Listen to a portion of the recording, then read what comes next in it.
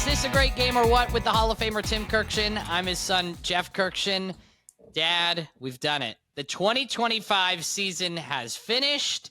The Los Angeles Dodgers repeat as World Series champions in a 7-game World Series that you said on ESPN.com is the greatest you've ever seen.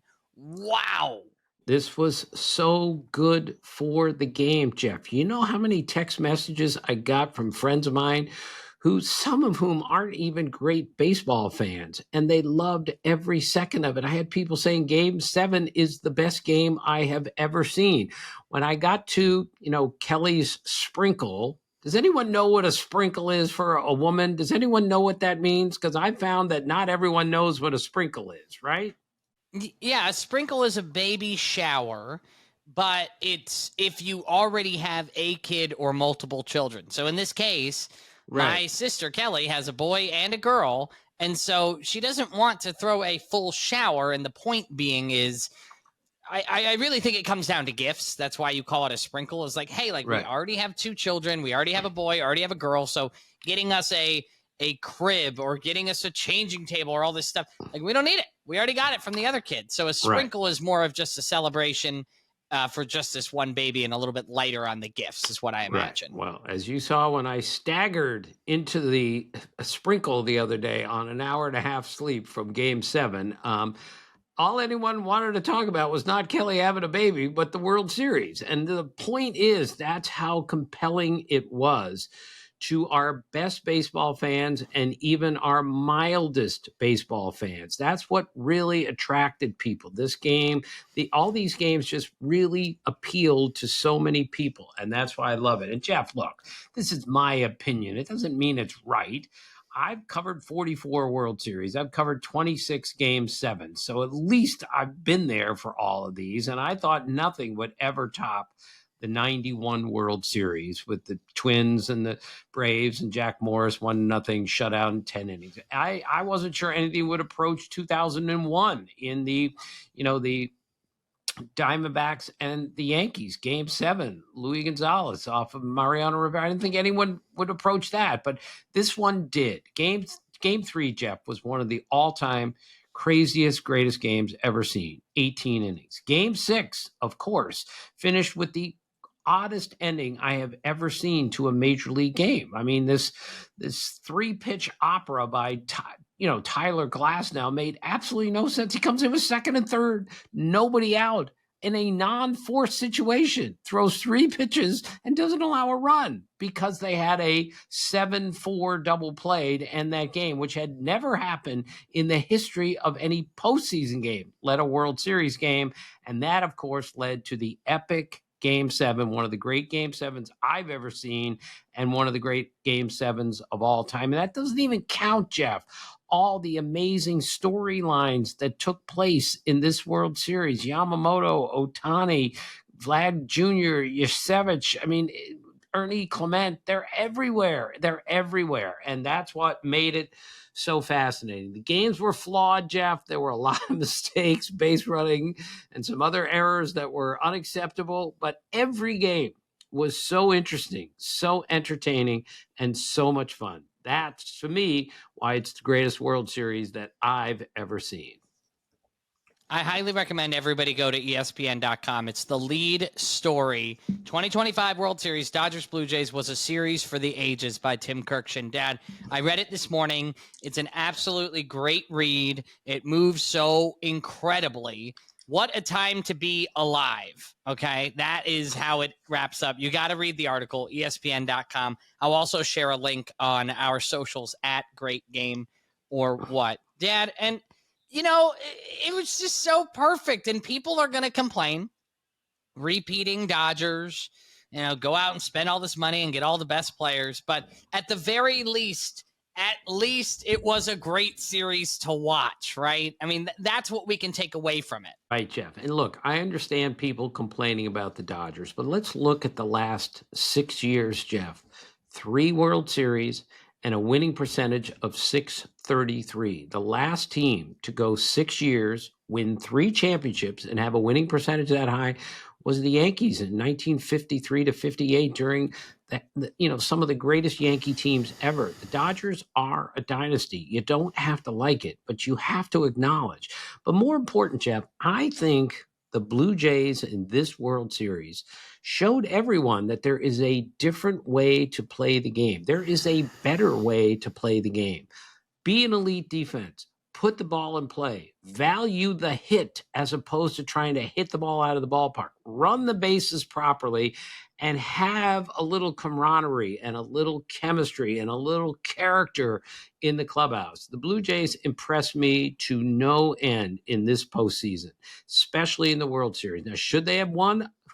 They had every chance to win Game 6 and Game 7, and they didn't. So, but to say, oh, they failed or something, they did not fail. They did a great service to baseball by playing the game this way. Our friend Mark Travellini, who played with Uncle Matt in college, and I played against him in high school, 2 sports, not the point. The point is, he texted me a couple times and said, I love the Blue Jays. I love watching them play. Watching them play the game properly reminds me of when we played the game 50 years ago, Jeff. And he said, and it brings a tear to my eye watching the Blue Jays play. So let's give them their due.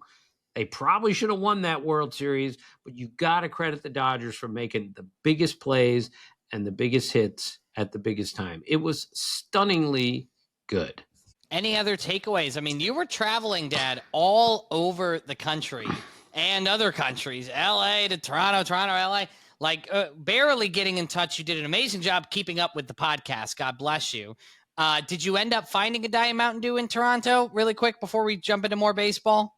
Eduardo Perez smuggled 6 Diet Mountain Dews into Canada in his luggage. And when I got to the hotel, the Bisha Hotel, my new favorite hotel in Toronto, there were 6 Diet Mountain Dews waiting for me at the hotel front desk. That's Eduardo, the greatest teammate ever.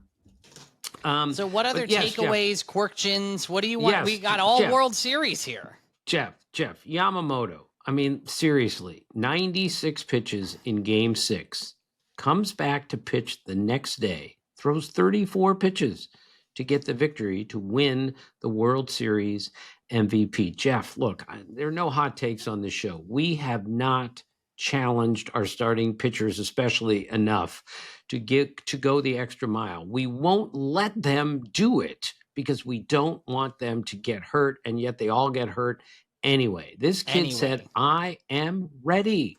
Let's go. And he pitched one day after throwing 96 pitches. He didn't just pitch, he pitched exceptionally well, 2 2/3 scoreless. It was an Iron Man effort. And Will Smith, who hit the game-winning home run, of course, told me, he said, this guy's one of the best pitchers on the planet. One of the 5 best pitchers on the planet is that kid right there, Jeff. And he said what he did tonight was absolutely amazing. So I think he was the story of Game 7, one of about 30 stories in Game 7. But I'll never forget what I was watching, and I said, I think they're going to bring him in. But I thought it would be for a hitter or 2 hitters. He got 8 outs, Jeff, in a World Series, and he wasn't coming out until they won that game. It was phenomenal. And you're absolutely right, Dad. We need to push our pitchers farther. We do. The postseason is a perfect example of that. Jeff, we have lost the value of our starting pitchers in today's game. And Dave Roberts used all 4 of his aces in Game 7 because he knew we're not going to win the World Series unless I use my 4 best pitchers, all of whom are starters. This reminds me so much of the 2019 Nationals, who won the World Series because they said, we got 7 great pitchers on this team. We're using them every game if we have to. And that's how they won. And this is how the Dodgers won, was using their starting pitchers in that situation. They also won, Jeff, because Miguel Rojas started Game 6 at second base, his first start of the World Series. And the message here, Jeff, is, he was the best player on the Marlins when they made the playoffs, 5 years ago. The best player on the team. Well, he's not the best player on the Dodgers, but it just shows you again what experience means, especially in the postseason. especially in the World Series. In Game 6, Jeff, he made 4 really good plays defensively. I'm not sure anybody else on their team makes those 4 plays. So the next day I was talking to Chris Woodward, former infielder, first base coach, and infield instructor for the Dodgers, and he told me that Miguel Rojas catches the ball, and I mean catches it in all situations, as well as anyone he's ever seen. He said he and Omar Vizquel are the 2 greatest I've ever seen at catching the ball. Now, that's different than throwing it or even getting to the ball, all right? Other guys have more range maybe than Miguel Rojas.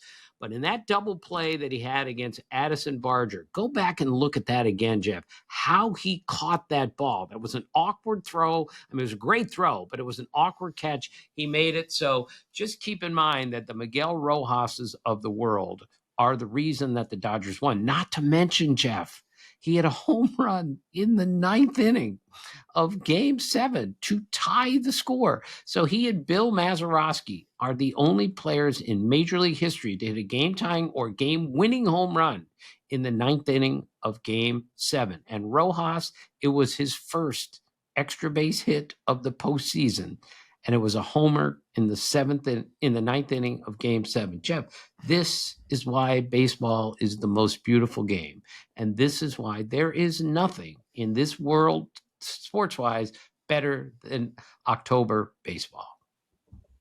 Well, Dad, you drew the comparison with Omar Vizquel. You know the other comparison between Omar Vizquel and Miguel Rojas? Think about it. No, I don't know. They have all the vowels in their name. Is that right? Jeff? Yeah, Miguel Rojas. I'm really worried about you. You're thinking way too much like me. Jeff, it's not healthy to look at an adult's name like that and say, oh, look, A-E-I-O-U. That's not good. That's great. It's great, Jeff. I love it. And you were the one that came up with Vizquel. So that's Miguel Rojas. He was absolutely great the last 2 games of that series. They would have lost Game 6 without him. They would have lost Game 7 without him. And he didn't even start the first 5 games. Experience in October matters. Baseball is great because you can't just hand the ball to LeBron James. You can't just give the ball. I mean, you can with your pitchers, which I love that the Dodgers were doing that. Just give the ball to the best pitcher. But you can't just put the bat in the hand of Mike Trout, Bryce Harper, of Juan Soto. You have to have whoever's up step up, and that's Miguel Rojas for you. Right. And just to continue the Dave Roberts, who used his bullpen, his starters in the bullpen so beautifully, how about the defensive replacement putting Andy Pages back in center field? Remember, Pages went 4 for 51 in the postseason and lost his everyday job because he couldn't hit. But he's a great defensive center fielder. And Tommy Edman, who's a good defensive center fielder but had a bad ankle, came out. And the Dodgers lose that game, I believe, if not for the catch made by Andy Pages, because I don't think Kike Hernandez was going to make that catch. And over from nowhere comes Pages to make one of the greatest defensive plays in the history of the World Series. I don't think there's a way around that because I believe it saved the championship for the Dodgers. Is that how you saw it? No doubt about it. I mean, those little decisions from Dave Roberts are what made the difference here. And defense and pitching is what carries teams through October, and not making as many mistakes as the other team, it seems like, is what carries a lot of teams to win it all. And there was a lot of mistakes. You mentioned it, Dad, but whoever made the least amount of mistakes is going to win in 7 games. And that's what we got here. Right. And speaking of Kike Hernandez, Jeff, this is why I love baseball so much. So we're in Game 6 in the 9th inning. Okay. 2nd and 3rd, 1 out. And Andres Jimenez comes to the plate. Now, he can hit the ball to left field, left-handed hitter awfully well, and he can dump a ball over the shortstop's head with the best of them. Well, Kike Hernandez playing left field, he recognized that this is who Jimenez is. And remember, Jeff, Kike is a natural infielder. So he gets the defensive card. The defensive card that he is given by the coaching staff tells him where to play Andres Jimenez in that situation. He looks at the card and he takes 2.5 steps forward. That's 7 feet. He told me this. And because he moved 7 feet closer, not only did he catch that ball, he caught it on the run, made a throw across his body, looking like an infielder, not a left fielder. Great catch by Miguel Rojas. So I asked Kike the next day, and he said, yes, I moved in 7 feet. And excuse my language, Jeff, he said, that's what you call putting your balls on the table. Like, this is the play. I'm taking a huge risk here. And he said, but if he hits it over my head, I will accept the consequences. But I was not going to let that ball fall in front of me. And he said, I will take my instincts over a computer any day. And I think that's a marvelous lesson, that the computer tells him where to play. And it's logical to listen to the computer. But deep down inside, Jeff, you better listen to your gut in that situation, because that will tell you where to play. He moved in, and that's the reason they got that double play and advanced to a game 7. Yeah, nothing was worse when you were growing up playing baseball and you get the shake from your coach that says, come in, come in, come in, and then you come all the way in, and then all of a sudden they hit it way over your head. You're thinking, yes, why'd you do this to me, coach? Or vice versa. You go back, get it back. This is a big kid for a 6th grader. He's 6'1", and then he hits a bloop over the shortstop's head, and you're dead. But you got to go with your gut. And you're right, Dad. He made an athletic infielder's move as a left fielder that you just don't see a lot of left fielders make that. And as a former, current, whatever you want to call infielder, he knew he was watching those runners maybe a little bit more than most outfielders were, because he's saying, I know where I would be if I were in the infield right now. And he caught Miguel Rojas there. Oh, right. What a fantastic finish. Right. And speaking of infielders, Jeff, Ernie Clement just really established himself, not just as an everyday player in the major leagues. He got 30 hits in the postseason. He got more hits in this postseason than any player has ever gotten in one single postseason. We've talked all about him on this pod for almost a month now. Looks like Aaron Boone, wears a glove that he bought from a little Japanese lady on eBay. His story is so compelling. And there I am at the batting cage before game 7. And these are the discussions I'm having at the batting cage before game 7. Davis Schneider plays a lot of golf. He hits the ball a mile. So I just casually said, who's the best golfer on the team? And he laughed. He said, who else? Ernie. Ernie shoots 65 here and there. And then he looks at me and he goes, Ernie's great at ping pong. Ernie's great at hockey. Ernie's great at everything. He's one of those guys who's good at everything. And he doesn't look like he would be good at everything. But just like Zach Greinke and Greg Maddux and all these guys may not look the part, it's just such a skillful sport. And the fact that it's such great hand-eye coordination, it translates to almost everything that he tries. And I think it's worth noting, too, so people don't get, in a fight about this, they didn't even play in the wild card round. So for people saying, okay, we've got an expanded playoff, right? Of course, some records are going to be broken because we're playing potentially 3 more games than traditionally the 5-7-7. Now we've got 3 5-7-7. They didn't even play in it, and he's still got 30 hits, which I love. I think that's so cool. Right. And Ernie Clement cried after the game, he said, for an hour. And he called his teammates, I'm playing baseball with my 30 best friends. And I just thought that was so telling what he's talking about.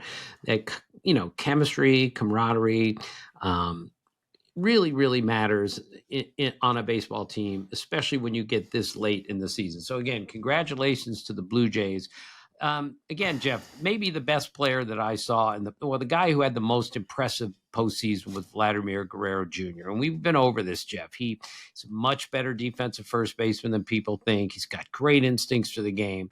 And he had 397 with 8 homers and 7 strikeouts in the postseason. Absolutely stunning. But I said to John Schneider the other day, the manager of the Blue Jays, he runs better than I think. So John Schneider told me a story that about halfway through the season, John Schneider came up with a bar graph and presented it to Vladimir Guerrero. And it was about running speed and the way you present yourself on the bases and all that stuff. And he used 3 names: Manny Machado, Aaron Judge, Vladimir Guerrero. And he says to Vladdy, which one of these do you think is the fastest? And Vladdy shrugs his shoulders and said, I don't know. And John Schneider said, you are the fastest of those three. Would you have guessed that, Jeff? Would you have guessed that Vladimir Guerrero had better running speed than Aaron Judge, who's just a breathtaking athlete, and Manny Machado, who's not as big as Vladimir Guerrero? Would you have guessed that? Not in a million years. I would have put him third, to be completely honest. I would have put him third too, but that's the point, Jeff. He runs better than people think. He's a really good all-around player, and everyone in the world now knows, who just watched those 7 games, if not the entire postseason, that Vladimir Guerrero is not some big, cumbersome, unathletic first baseman. He's the opposite of that. I was so impressed watching him play all those games. And last thing, Jeff, I'm on the field after the game. The Dodgers have just won the World Series, and Clayton Kershaw's career is over. And he wanted it to be over. He announced his retirement. He's leaving on his own terms. He had a great year. Could not be happier for him. And I don't want to get too corny about this, Jeff, but I'm standing literally right next to him. And out come running on the field are his children. And he goes down to one knee. And his kids, are like 10, 12 and younger, a bunch of little ones. His wife is pregnant. And he cried. He cried like I'm not sure I've ever seen a baseball player cry, because his kids came running onto the field. They all hugged him at the same time. And he knew, my career is over. We won the World Series. But what's more important is I am hugging my children at the moment. It was a scene, Jeff, that I will never forget the rest of my life. Yeah, that was so beautiful. And the videos that came out about it, Dad, was just, as a dad myself, and obviously your father, it's hard not to feel connected to one of the greats. And we've talked a lot about Clayton Kershaw on this podcast. And my hope, not to be cheesy, not to be funny, but my hope is to have him on the show next year at some point during his retirement and get to hear from, imagine going out your final 2 years, winning a World Series and then retiring. It's one thing to be like David Ross, you win the World Series and you say, see ya, right? It's another thing to win 2 World Series. I'm not going to test you, but I'd love a list to see how many players have done that, back-to-back World Series and then retire. I doubt it's very long. I could be wrong. Maybe I'll message Frank from the Elias, but every time I message him something, he said, Jeff, that's happened a lot. And I get in trouble. So I try not to bother him too much, because I end up really swinging and missing on certain things here. Well, and I know when I bring up Frank from the Elias, you immediately think Kurkjians. We have those for you on this date in baseball history, and a Team Tim by one of you that was sent in that's absolutely spectacular. It's all coming next on Is This a Great Game or What?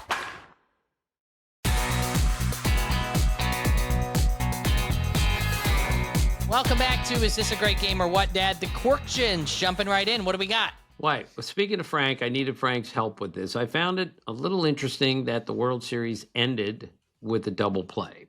So I had Frank check for me the number of World Series that ended with a double play. In 1947, Bruce Edwards grounded into a double play to end that World Series. And then in 1921, in Game 8, they played best of 9 back then in 1921. Oh, yeah. Home run Baker grounded into a double play to end that game. By the way, Aaron Ward was on first base on this play. Okay, just try to picture this is how that World Series ended, which I did not know. Grounded to second by Home Run Baker, Hall of Famer. Babe Ruth made the first out of the inning. Yankees are at bat. And Home Run Baker comes up and grounds out to second. And apparently from the play-by-play, Aaron Ward tried to go to third on a ground out to second, and the first baseman threw him out at third. The warning is never make the third out, Jeff, at third base.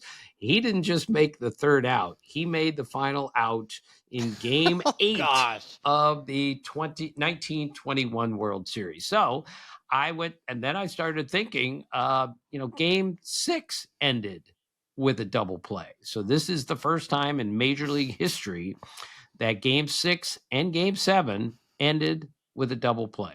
Never happened before. Just another reminder how unusual and how great that World Series was.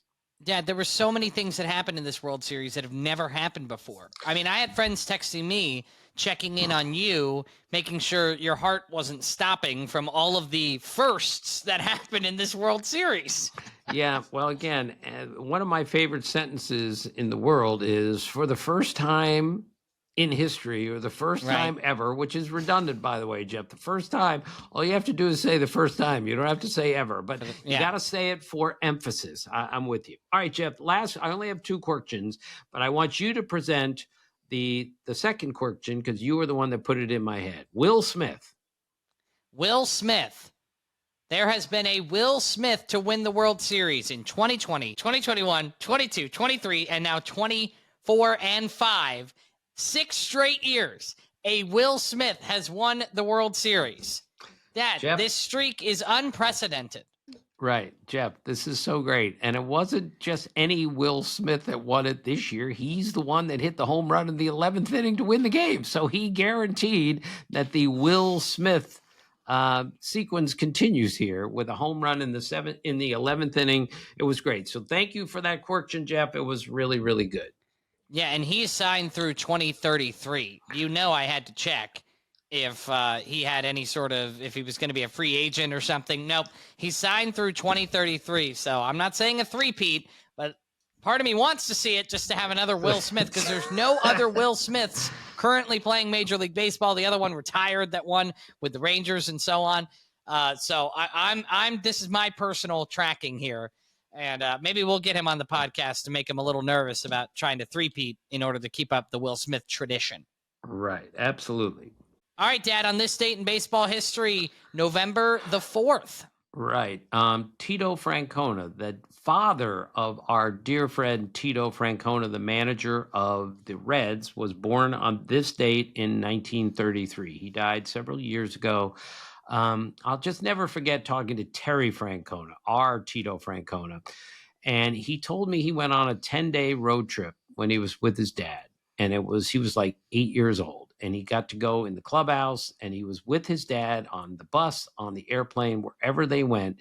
He was with his dad. He calls it the greatest 10 days of my whole life because he got to spend it with his father. And this is the father-son podcast. I think we can all appreciate that. But I've heard him tell that story, many, 50 years later. And he gets a tear in his eye remembering how great that trip was, not because he got to do all this cool stuff, but he got to do it with his father. So happy birthday to Tito Francona, born in 1933.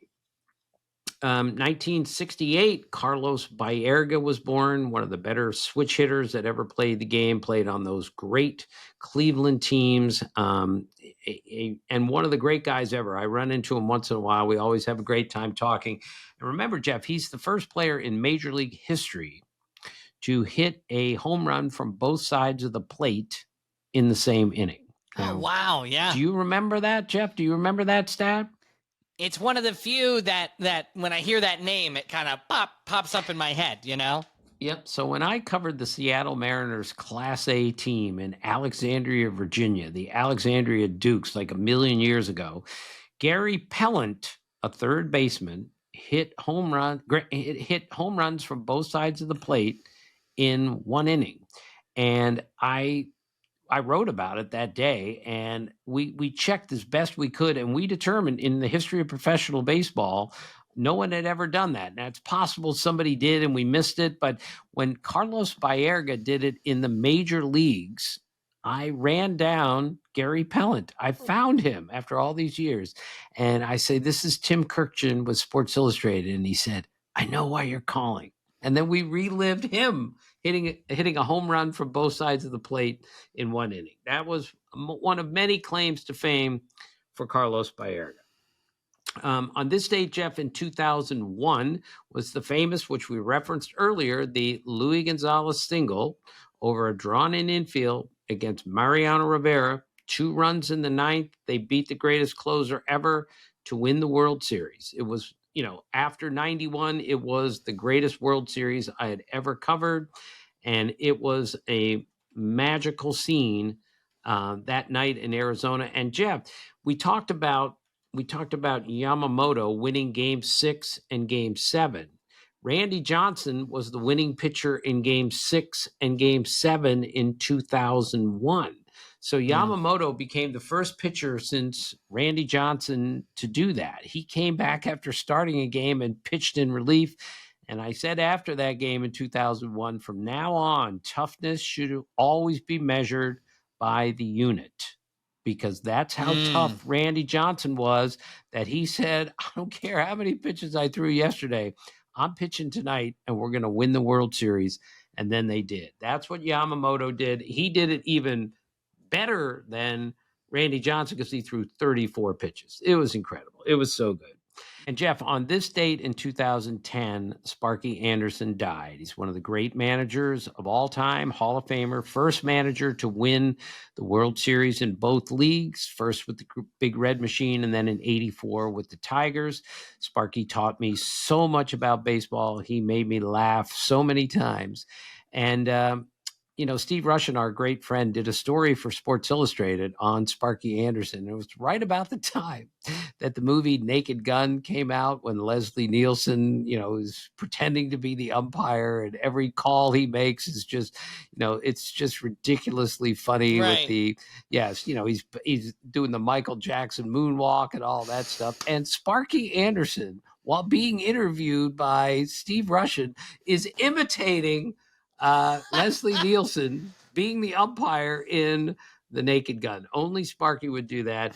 And again, Jeff, I hope this doesn't come across as corny, but your Aunt Julie, my cousin Julie, met Sparky Anderson in the grocery store in Thousand Oaks, California, many years ago. Wow. And she went up to him just to say hello. And Jeff, she said he couldn't have been kinder. And you know what she said then? You know who Sparky Anderson reminds me of in that one time I was with him? She said, Uncle Jeff, my father, your grandfather.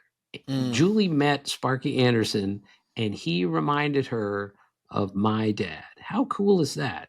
That is really special. And as we know, your dad, my grandfather, the original Jeff Kurkjian, was quite the special guy. I mean, he's the reason, as we know, that we do this podcast, Jeff. It's named after him. Is this a great game or what? And you, of course, are named after Pop. So, all right, Jeff, we're going to finish our second season with a Team Tim. I must be honest, I didn't have enough time to do a Team Tim because I've been pretty busy covering the World Series. So Rich Permenter, one of our really loyal and clever listeners and viewers, came up with one, and he wants to he calls it the all-wordle team, okay? And I think that's fitting because now that the World Series is over, instead of getting up at 5 or 5:30 in the morning to devour the box scores while I while I drink a Diet Mountain Dew, the first thing I'm going to do now the season's over is do Wordle and drink a Diet Mountain Dew, hopefully not at 5 or 5:30 in the morning. Not the point. So he came up with the all-wordle team. Now, take a guess, Jeff. What do you think the all-wordle team is? Maybe it's obvious. I mean, last names with 5 letters? Is that's what it makes me think of. And the first name? First name too. So this is pretty clever. Now, he didn't exactly send me the whole team in order, but he sent me a bunch of possibilities. So I'm going to put it together for him, but he deserves all the credit on this. Rich had a little trouble coming up with a catcher. Then he got Jerry Grody, played for the 69 Mets, one of the great defensive catchers ever. He had to wrestle with Ernie Banks. Eventually, he put him at first base, although I think he had somebody else at first base. But I hope I don't offend Rich. We're putting Ernie Banks at first, Chase Utley at second, maybe a future Hall of Famer, current Hall of Famer Scott Rowland at third. He said there were 4 shortstops who in the Hall of Fame who have 5 letters in their first name and 5 letters in their last name. I just guessed off the top of my head, Ozzie Smith. I'm not going to try to get all 4, not here. And the one he used, Derek Jeter. Pretty good, right? Derek Jeter, that's right. And then Barry Bonds is in the outfield. And Jeff, he mentioned someone else with a similar name as Barry Bonds. Who would that be?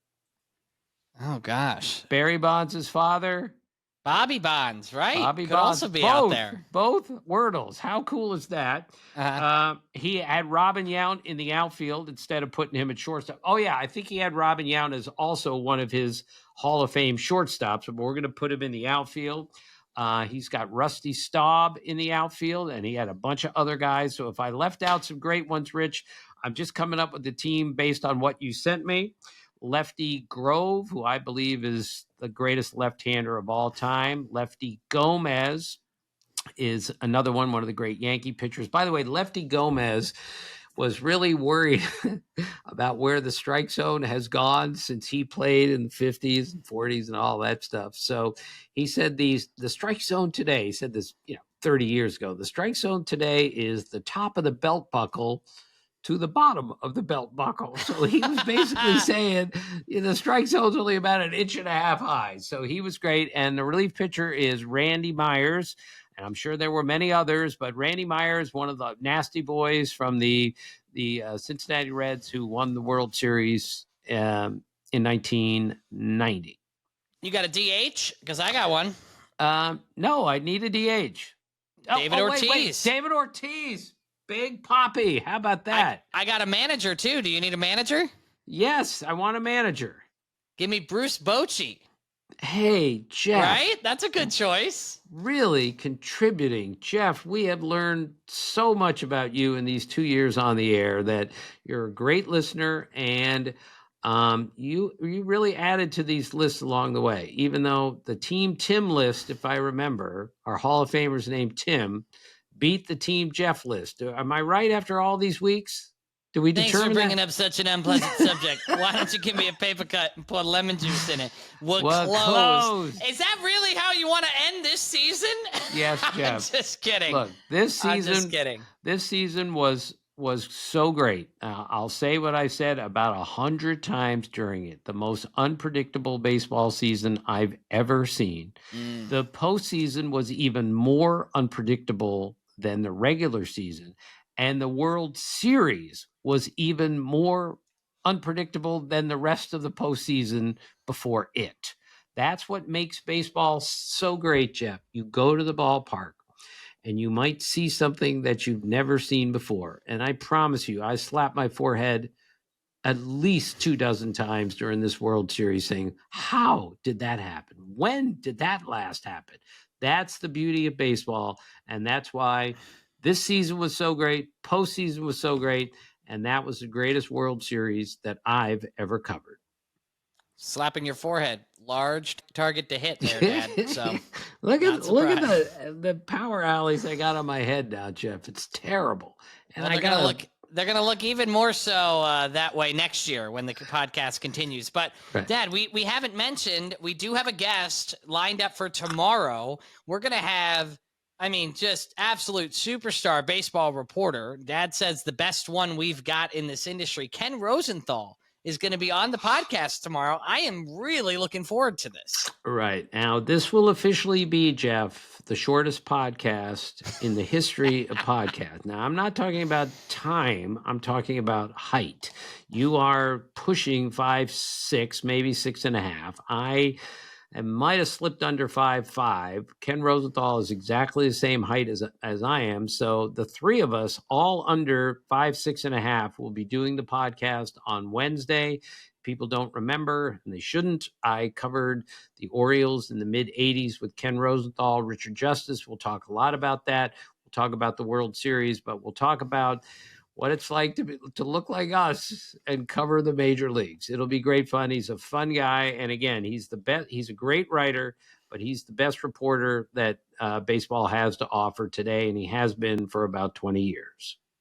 It's absolutely, Dad. And then at the end of this week, we'll have one more episode for you to kind of not say goodbye because we're not going anywhere, but to kind of outline the offseason for you. What are we planning for the offseason? We'll be here. We'll be creating podcast content for you and your family. So we're going to kind of outline that at the end of the week as well. With some exciting personal news too. I'm moving to a new house. So this is going to be one of the last podcasts we get in this basement studio. So Dad, a lot going on for the both of us, but tomorrow, Ken Rosenthal, then a final episode kind of wrapping up everything by the end of the week. So, Dad, thank you for your time. Go take a nap. I know you've got a lot of stuff going on. No time to take a nap with the church bazaar happening this weekend. Right. Oh, my gosh. And you're moving, Jeff. We are moving. We are moving. Let's see how many people know what movie that came from. We are moving. GreatGamerWhat.com. Message us. Thank you for listening. And as always, thanks for being a part of our family.